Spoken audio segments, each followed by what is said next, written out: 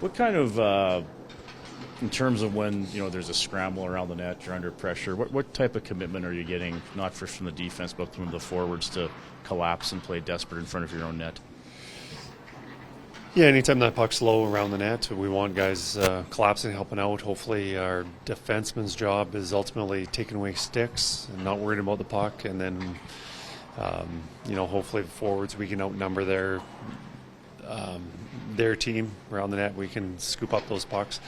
But, often you ask your goaltender to make the first save, and then after that we need a team effort to clear up the mess.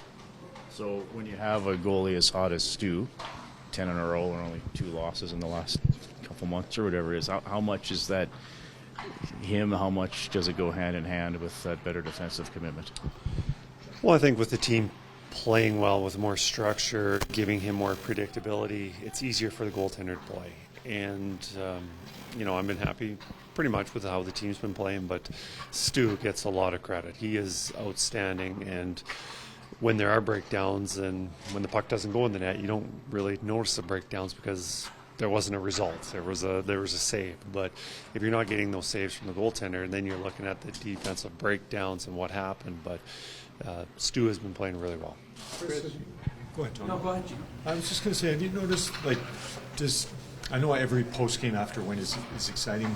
Do you sense it's at all different as the streak has grown, or you don't really know how many in a row it is? It's just another win.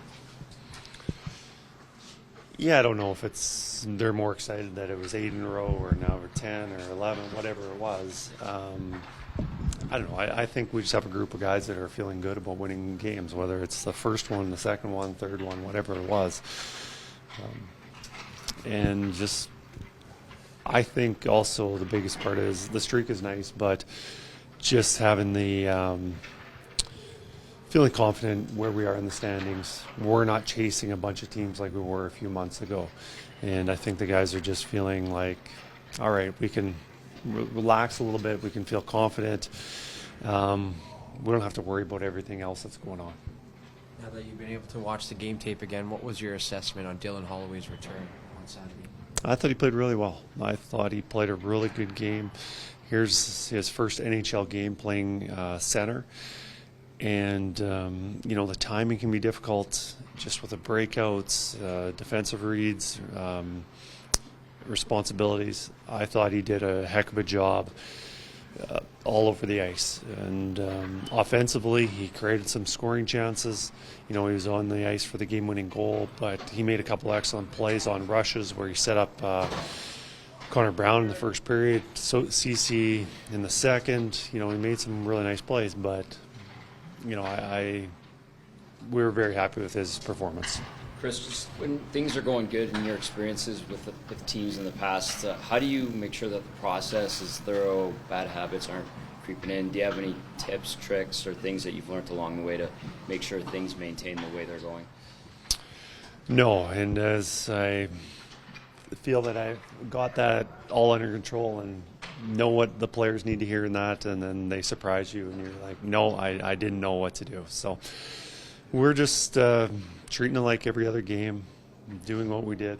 We have a process that's going on right now and it's working well, that we're working on things in our game. We have won a series of games in a row, but none of those games have been perfect. We have had things that have been weak, whether that's in the defensive zone, our breakouts, not having enough net presence, whatever it was. Maybe it's discipline, taking too many penalties.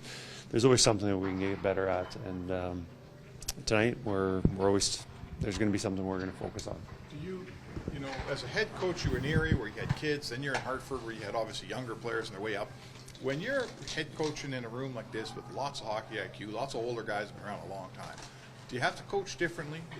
Do you have to adjust because of your pupils, as it were? I think I'm adjusting. I think every team's different, no matter what your age group you're at. In NHL, with this team, I'm sure I'd be coaching differently if I was with another team, just because your personnel, whether they're an older team, younger team, more defensive structured team, whatever it is. But I think with my coaching, has been pretty similar, whether it's been junior age players or the American League, NHL. I don't know. I've got a system that I feel comfortable with. I've been doing it, and I'm sure my interactions with the players are a little bit different, but my philosophy on how to deliver a message, how much information they need, is pretty similar.